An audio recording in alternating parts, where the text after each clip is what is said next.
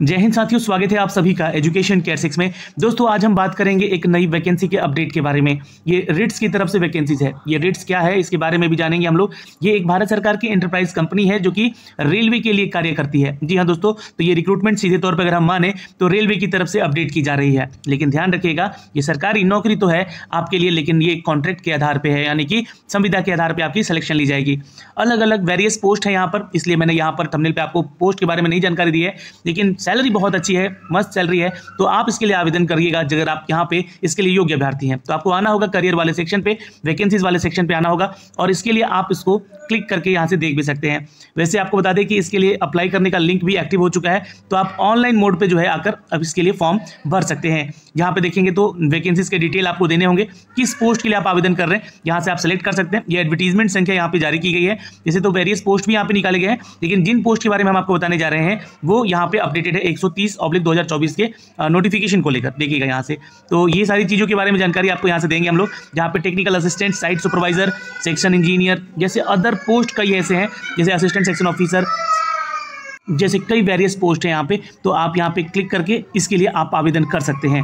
आइए इन सब के बारे में सारी जानकारी आपको देंगे इसके ऑफिशियल अपडेट से। तो आप लोग भी यहाँ पे जो है वैकेंसीज वाले सेक्शन पे क्लिक कर लीजिएगा, और यहाँ पर देखिएगा तो ये आपका जो है अपडेटेड नोटिफिकेशन आपको देखने को मिल जाएंगे।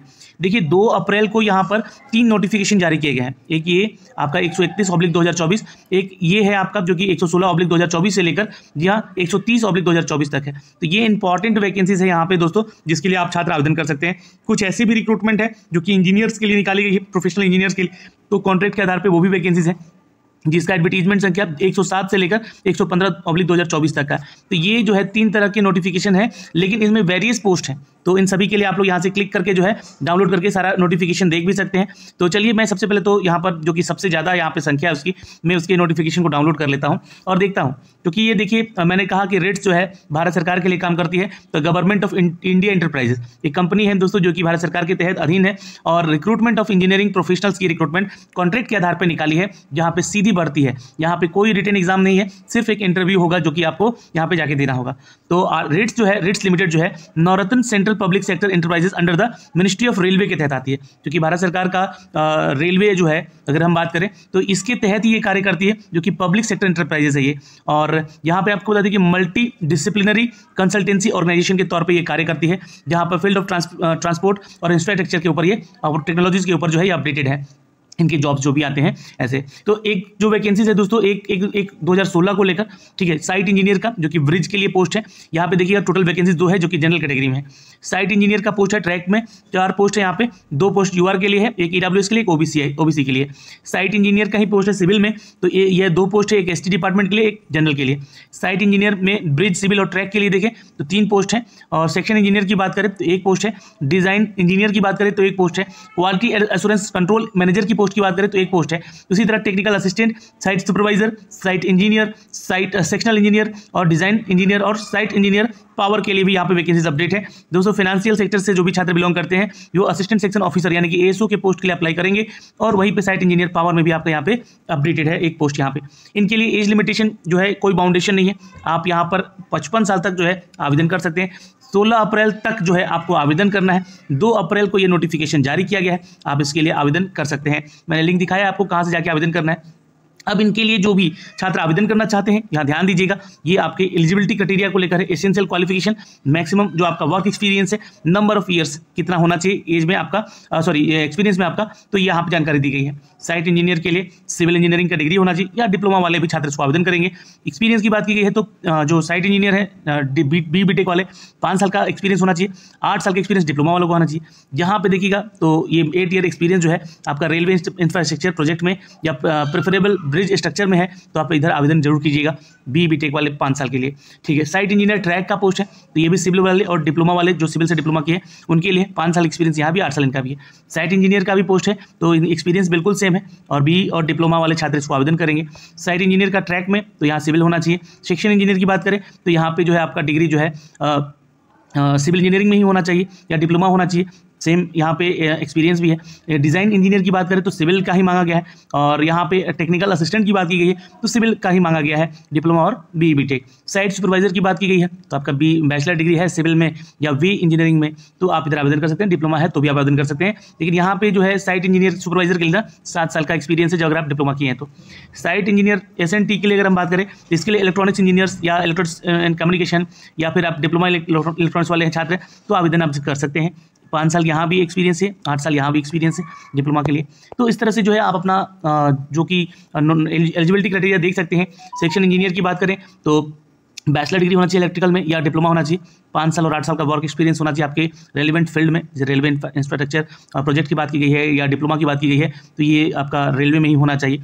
डिज़ाइन इंजीनियर की बात की गई है यहाँ पे दोस्तों तो ध्यान रखिएगा, यहाँ पे देखिएगा तो इलेक्ट्रिकल के लिए पोस्ट है जो कि 5 साल का वर्क एक्सपीरियंस होना चाहिए BE BTech वालों के लिए, डिप्लोमा के लिए यहाँ पे 10 साल का वर्क एक्सपीरियंस होना चाहिए। उसी तरह पावर में और असिस्टेंट सेक्शन ऑफिसर की बात की गई है तो ये ग्रेजुएशन मांगा गया है किसी भी डिग्री में, तो 5 साल का एक्सपीरियंस होना चाहिए आपका, या अकाउंटेंट में जो कि रेलवे इंफ्रास्ट्रक्चर प्रोजेक्ट पे ये कार्य कर सके, ठीक है। साइट इंजीनियर का पोस्ट है पावर में तो यहाँ पे इलेक्ट्रॉनिक्स एंड टेलीकम्युनिकेशन में या डिप्लोमा किए हैं में तो आप इधर आवेदन कर सकते हैं, 5 साल या 8 साल का वर्क एक्सपीरियंस होना चाहिए। तो ये हो गया वर्क एक्सपीरियंस के बारे में, एजुकेशन क्वालिफिकेशन के बारे में जो कि AICTE आपका अप्रूव होना चाहिए या UGC अप्रूव होना चाहिए आपका डिग्री, ठीक है। सिविल मैकेनिकल इलेक्ट्रिकल वाले छात्रों के लिए कैटेगरी है जो कि यहाँ पे अपडेट की गई है, जो कि आप यहाँ से चेक भी कर सकते हैं। तो खैर ये तो हो गई सारी चीज़ें।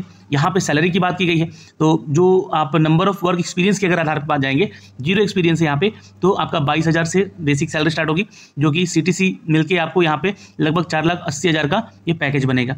मंथली जो है आपका डिप्लोमा वाले हैं तो 15,400 की होगी और CTC बनकर जो है आपका 3,36,000 का होगा। तो ये इस तरह से जो है आप लोग देखेंगे यहाँ पे जो साइट इंजीनियर है या सुपरवाइजर है लगभग 34-35,000 की सैलरी आसपास यहाँ पे आपकी बनेगी, जो कि इन हैंड आपको ये सारी चीज़ें मिल सकेंगी। तो ये तो हो गया आपका सैलरी के बारे में। अब फॉर्म को कैसे भरना है तो ये प्रोसेस यहाँ से दिए गए हैं, इसको एक बार रीड आउट कर लीजिएगा, ज़्यादा से ज़्यादा कमेंट कीजिएगा तो मैं इसका फॉर्म भर के भी ज़रूर बता दूंगा। ये वो सारे डॉक्यूमेंट्स आपके पास होने चाहिए, जैसे कि पासपोर्ट साइज आपका फोटो होना चाहिए, हाई स्कूल का यानी कि 10th का आपका सर्टिफिकेट डेट ऑफ बर्थ के लिए होना चाहिए, एकेडमिक जो भी प्रोफेशनल आपका क्वालिफिकेशन है उसका 10th से लेकर ग्रेजुएशन या पोस्ट ग्रेजुएशन तक का जो भी डिग्री है तो सर्टिफिकेट होने चाहिए और मार्कशीट भी होनी चाहिए। कॉपीज़ होनी चाहिए वर्क एक्सपीरियंस की, जिस भी जॉब में आप कार्य किए हैं इन सभी रिलेवेंट सेक्टर से बिलोंग करते हैं अगर तो आप आवेदन कीजिएगा, इसका कॉपी भी लगाना होगा।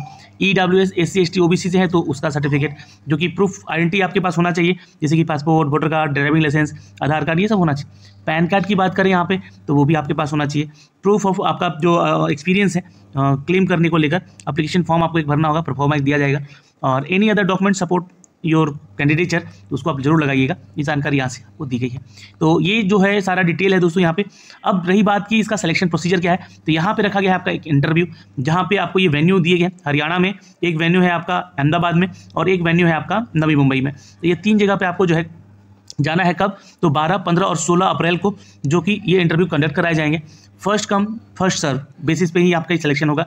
जो पहले जाएगा उनका इंटरव्यू होगा, उनके एक्सपीरियंस के आधार पर उनको मार्क्स मिलेगा, उनका लिस्ट शेड्यूल किया जाएगा, मतलब जो भी उनका सिलेक्शन है ना, कि उनका कैटेगरी वाइज देखा जाएगा कि इस वैकेंसीज में वो एलिजिबल फिट बैठते हैं या नहीं बैठते हैं। तो इस तरीके से जो है आप यहाँ पे अपने इस वॉक इन इंटरव्यू वेन्यू पे जाके अपना इंटरव्यू दीजिए, और ये 12 से लेकर 16 अप्रैल तक आपका इंटरव्यू कराया जाएगा। तो अप्लाई कर लीजिएगा। 2 अप्रैल से 16 अप्रैल के बीच में ये आवेदन करने का अपडेट है। तो ये एक जानकारी हो गई दोस्तों इस पोस्ट के लिए। अब अगर हम बात करें यहाँ पे दोस्तों, ये इसी से रिलेटेड है, क्योंकि देखिए मैंने यहाँ पे बताया 116 से लेकर 130 एडवर्टीजमेंट 2024 के बारे में जानकारी। एक पोस्ट यहाँ पे 107 से लेकर 115 तक, यानी कि 7 पोस्ट यहाँ भी दिए गए हैं जिसके बारे में यहाँ से जानकारी आपको देखने को मिलेगी। मैं यहाँ पे इसको भी डाउनलोड कर लेता हूँ।